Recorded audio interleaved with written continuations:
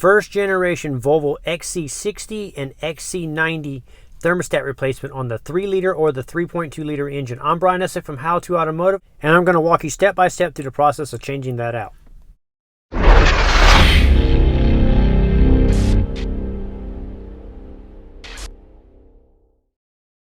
So you're going to need a container to catch coolant. You're going to need to get the vehicle up in the air as high as you can, where you can get under here and take off the belly pan. You're just going to follow around the perimeter, removing the T30 Torx bolts around the perimeter of the belly pan here, and drop this pan down. Also, when you're doing this, use floor jacks and jack stands if you're doing this at home. Once you get the belly pan removed, we need to pull off the inlet pipe here going to the throttle body here. To get started, we're going to use a 8mm ratchet here and pull this bolt here off. And then just above it is the throttle body here. We're going to take the clamp and loosen the clamp up on the throttle body, and we're going to pull this inlet off the throttle body. That's a 7mm head on the hose clamp there, so go ahead and loosen that hose clamp up. Also, you're going to want to unplug the throttle body here, so you're going to reach up here and you're just going to squeeze the 2 tabs on the side of the throttle body electrical connector here, and then pull straight down. You don't want to pull from the wires, pull from the plastic portion of the connector. So once you got the 8mm bolt off, the throttle body disconnected, and the inlet boot pulled off the throttle body here, we don't need to pull it down much, just a 1/4 inch or so. Just disconnect it from the throttle body. We want to position the pan right underneath the vehicle and go ahead and lower the vehicle back down. And now we're going to take off the top engine cover by just lifting up on it. So I popped it up on the left and the right side, and it's just held on with rubber grommets. Go ahead and set this aside. So we're going to unplug the map sensor here, squeeze the tab and pull it off. And then if you follow down, the wire loom is held on right here with this little clip. I just use a flat blade screwdriver to pry this little clip off the mount. The wire loom is held on with this little clip here that has these serrated teeth that grip onto the side of the plastic manifold. You just pry it off, and when you're going back on, you just push it back on. So now we're going to go onto the driver's side of the manifold here, and we need to disconnect the evap purge valve. We need to get the line off here. So you're going to squeeze this little tab here, and we're going to pull this line off the purge valve here. So you'll just squeeze the little fittings, and you'll give it a little wiggle and twist and kind of pull down, and it'll disconnect. Then you're going to unplug the electrical connector by squeezing the tab and pulling the connector off. After that, we're going to take the fuel pressure sensor here and squeeze the tab and unplug it. So once you got the fuel pressure sensor unplugged, we're going to come over here in the center and we're going to unplug this coolant vent line. But before we take the vent line off, I recommend you take the radiator cap off and make sure that there's no pressure in the system. If it's still hot, let it cool down before you open the cap. So go ahead and take off the cap. That way you know there's no pressure in the system. Now we can unplug this vent line here. So what we're going to do is squeeze on the back. So you push in, and then at the back of the connector, you push it forward, and that'll pop the hose off. There's like a little spring-loaded clip in there. And then you're going to take the vent line and kind of push it out of your way. Now we can remove the 10mm bolts holding the manifold on. There's about 8 of these bolts. We're going to remove all of these fasteners. To do this, I'm going to use my new stubby impact that I got from Milwaukee Tools. If you have power tools, I recommend using it. It speeds the process up. If either a ratchet or an impact gun like this. I will link this one up in the description of the video. That way, if you're interested in checking it out, you can find that link there. So now we can pull the manifold off. Now that we got all the fasteners removed, we need to be careful of the fuel pressure sensor on the end of the fuel rail. So you got to kind of angle it at a slight little angle to get the manifold to come out and clear it. So just be careful of not damaging the sensor on the fuel pressure rail. Now that we got the manifold off, we have easy access to the thermostat housing here. The first step we're going to do is take the hose here that's connected to the thermostat housing off. But before we do that, I recommend you take the coolant vent line that we took off here in the middle and put the line back on. So just kind of swing it back into position and put it back on. If you squeeze that hose, coolant will squirt out of that, and it'll go inside the ports of the intake here. Now with a pick tool, we can pick this clip here holding the hose on. So you're going to pick that clip out, and then you're going to pull the hose off by wiggling the hose and pulling it off. You don't want to lose this clip. You don't need to take it all the way out like I accidentally popped it all the way out. Just pop it up. If you can't get the hose off, you can use a pry bar right here and lightly pry on the hose against the manifold there, and then give it a little wiggle and pull at the same time, and it'll pop off like this. And you want to make sure that coolant bucket is placed directly underneath here. You want to be careful not to get the coolant in the inlet pipe. Towards the back of the thermostat housing is a smaller hose here. We need to loosen this clamp up and pull this hose off. I wanted to show you where I have the coolant bucket. It's right underneath the oil pan catching the coolant. So once you get that hose clamp loosened up and pulled off, there's also going to be a temperature sensor on the back of the thermostat housing we need to unplug. So you're going to pull this hose off, and then after that we're going to unplug this temperature sensor. So you're just going to squeeze the electrical connector and pull it off. You don't need to take the temperature sensor out of the housing, just leave it in there, just unplug it. Before we take the thermostat off, I like to use the brand new part as a reference of where the bolts are located. I will link this part up also in the description of the video. So we're going to need a T30 Torx bit like this. We're going to come in here and we're going to take off the 4 Torx bolts. So there's going to be 2 on the bottom right here and then 2 on the top right here that you're going to remove. A tip for you is to have a pencil magnet like this ready. So when you loosen up the bolts on the bottom here, as soon as they're loose, you can put the pencil magnet on there, and that allows you to keep the bolt from dropping. So once you get all 4 fasteners removed, you can reach down here and pull the housing off. Just give it a little wiggle and pull it off like this. And as you can see, the thermostat came out in pieces on mine. So half of it stayed inside the block like this. So these pieces are all supposed to be part of the housing. So if you look here, I have the 2 side by side, how the new one looks and the old one had come apart on me.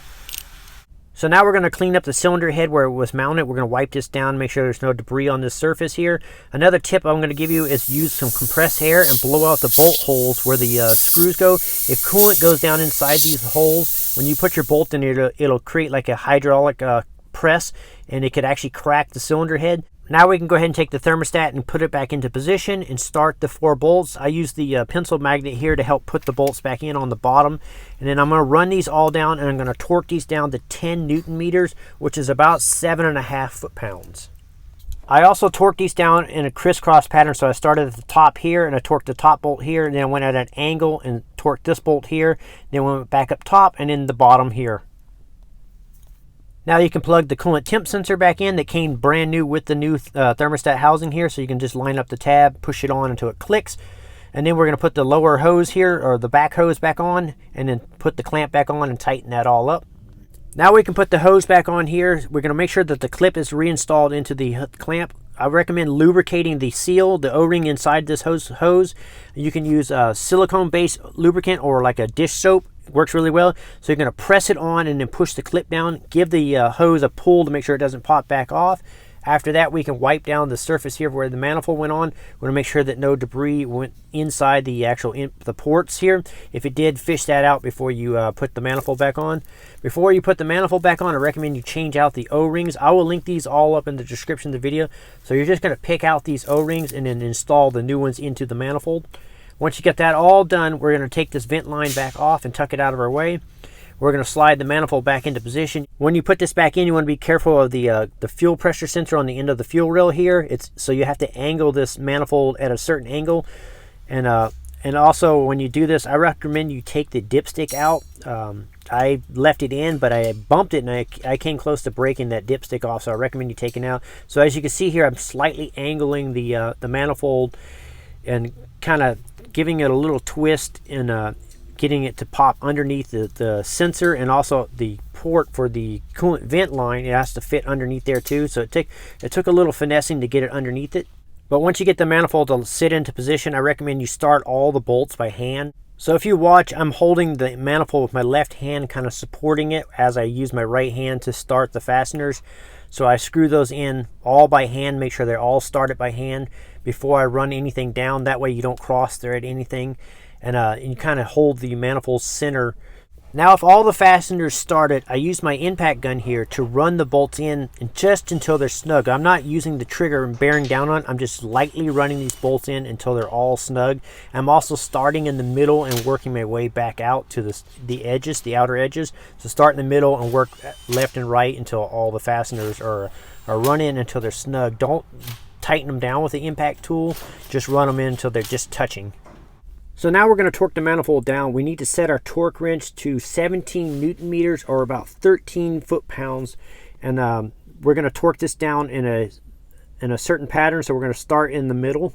So we're going to torque the middle fastener down, and then we're going to move to the right and torque the next fastener to it. And then after we get this fastener torqued down, we'll move to the left and torque this fastener, and then we'll move back to the right and torque the fastener here, and we'll move back to our far left. And we'll keep repeating this pattern until all the fasteners are tight. I also recommend that you may want to do this 2 times, go back over it. Sometimes when you tighten these down, they will loosen up in the middle. So repeat the pattern twice. Once the manifold is torqued down, you can go take the vent line and put it back on. You want to press it until it fully clips and give it a little tug to make sure it doesn't pop off. And then we're going to take the map sensor here. We're going to plug the map sensor back in and put the wire loom holder that was that we pried off of a screwdriver here. We're going to press it back onto the manifold right there. Once you get that pressed back on, we'll move over and we'll put the vent line for the purge valve. We'll plug that back in. So you just press it on until it clips back on. Plug the electrical connector back in. Once you get that all done, then you're going to plug the fuel pressure sensor on the end of the fuel rail. Plug that back in also. So we got the vent line secured, the fuel pressure sensor secured, the purge valve here secured, and the map sensor here secured. Now we're going to go underneath the vehicle. We're going to put the inlet pipe back onto the throttle body here and tighten up the clamp. Plug in the electrical connector for the throttle body and then remount the mounting screw here at the bottom. To get the inlet boot back on, I had to use a hook tool like this. Reach up here beside the oil pan here, kind of reach up around, and I had to hook the inlet pipe right here, the hose, the rubber portion of the hose. I had to flare it, so I had to hook it up inside here like this, and that flared the boot open and allowed me to work it around the throttle body and get the boot to go back on and then tighten up the clamp. Once that was done, I went ahead and put the belly pan back on and just followed around the perimeter and tightened up all the fasteners holding the belly pan on. Now we can fill up the coolant reservoir with Volvo approved 50/50 mixed coolant. I will link this up in the description of the video. So we're going to fill the reservoir up until the full mark on the bottle. So there's a marking on the side of the bottle. It says minimum and maximum. We're going to fill it up to the maximum. Once we got it filled to that point, we're going to start the vehicle. We don't want to overfill the vehicle. So you're going to fill it up to the maximum line right there. It's what they call expansion tank. So as the coolant gets hot, it'll expand. So you need to leave some room in there. So we're going to fill it up to that line. And then we're going to go and start the vehicle and run the vehicle until the cooling fans operate. We want to make sure that the AC and the defroster is not turned on because the cooling fans will come on. So we want to make sure those are turned off. And we're going to run it until that thermostat opens up. And when that thermostat opens up, the coolant may drop. So we may have to top off this. We don't have to worry about doing any special bleeding because there's vent lines here that does it for us. It's all automatic. So we're going to fill this up until the cooling fans run. It takes about 15-20 minutes of running time. And once that fan has come on and cycled on, we know that it's good and it's not overheating. We're going to check the gauges as we're running the vehicle. After we're confident that's secure, we can put the top engine cover here back on. Just line it up with the rubber tabs and then press it on until it's secure. And then we're going to put the cap back on and go for a test drive, and I recommend you checking the coolant level after the test drive. Another tip is also to put the heater on high with the blower motor on low. So you want the heat at the highest position and the blower motor on low, and that'll help make sure you have no air pockets. You also may have check engine lights such as this P0128, which is a common code for the thermostat. Go ahead and clear that out before you do your test drive, and then when you're done you could re-verify that that code did not come back. So I will link up all the parts and tools that I use in this video in the description. I'm Brian Esser from How To Automotive. I'd like to thank you guys for watching my videos. Encourage you to subscribe. Invite you to head over to the howtoautomotive.com website for more valuable videos like this. Thank you again for watching.